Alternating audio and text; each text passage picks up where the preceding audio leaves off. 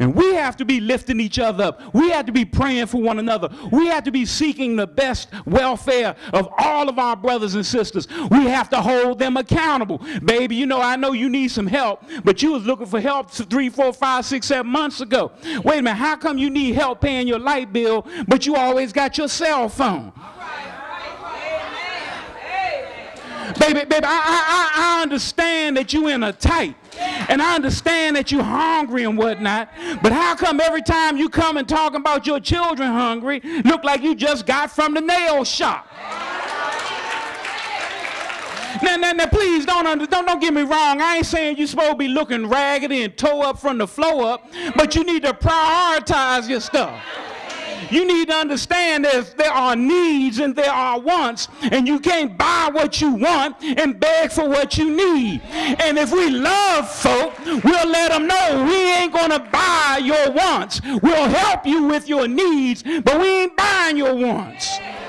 If we love folk, we're going to get in their business. What do you mean, preacher? Wait a minute. Look. When you come to Bethel, say, Reverend Jones, I need help with my light bill, you done invited me up in your business. Now, if you don't want me in your business, handle your business.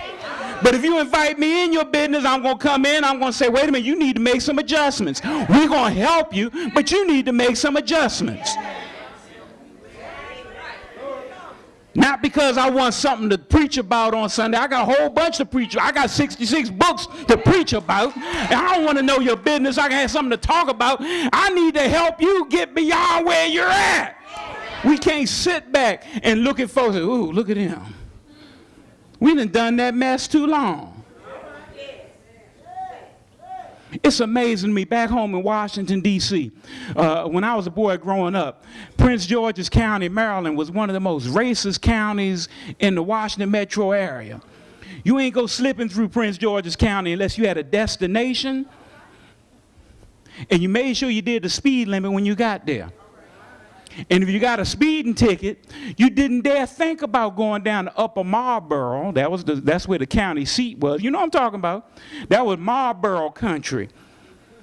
You understand what I'm saying? When you went down to Upper Marlboro, you were a fly in the buttermilk.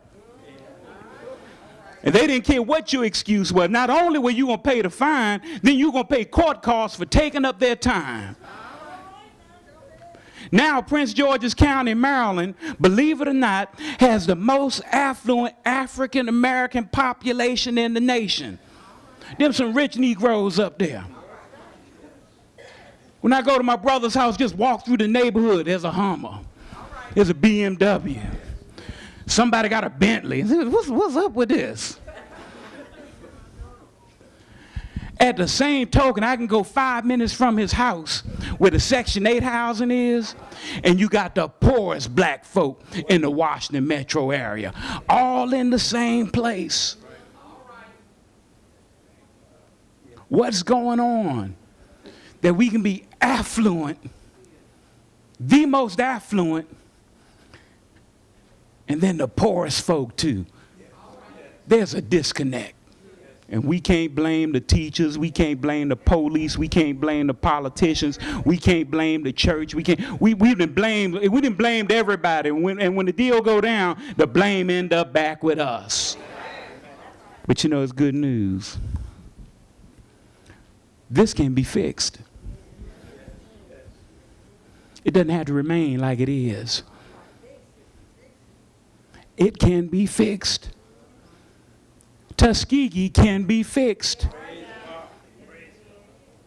We can no longer afford, we know there's some folk who've been calling all the shots down through the years. And y'all, I ain't got to call no name. You know who they are. Don't nothing go on around here unless they get permission. You know, see, that's the problem. We've been asking for too much permission. Amen, lights. I don't want to talk about nobody people up in here, but you know what I'm talking about. We're going around asking folk, can we? And there's stuff that we can do. We got a tutorial program over here, not because folk ain't got nothing else to do, but because they saw a need in this community and an opportunity to serve somebody, to help somebody come up a little higher. We can do this. We always want to fuss about what other folk ain't doing. School board ain't doing what they supposed to do. They should have done this. They should have done that. They got folk at the board. I thought so-and-so supposed to be doing. What you doing? Are you going to sit around and fuss about the way it ought to be? Or are you going to say, you know, I can't do everything, but I can do something? If it's no more than to take a young child and say, I believe in you.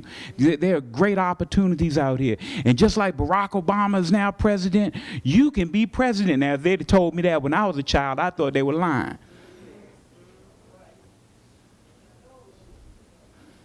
I remember one of the things that I found fascinating. I had a history teacher that I loved, I adored, and she told us in class one day, and I believed it because she was the teacher, that black folk couldn't dare trace their roots beyond slavery.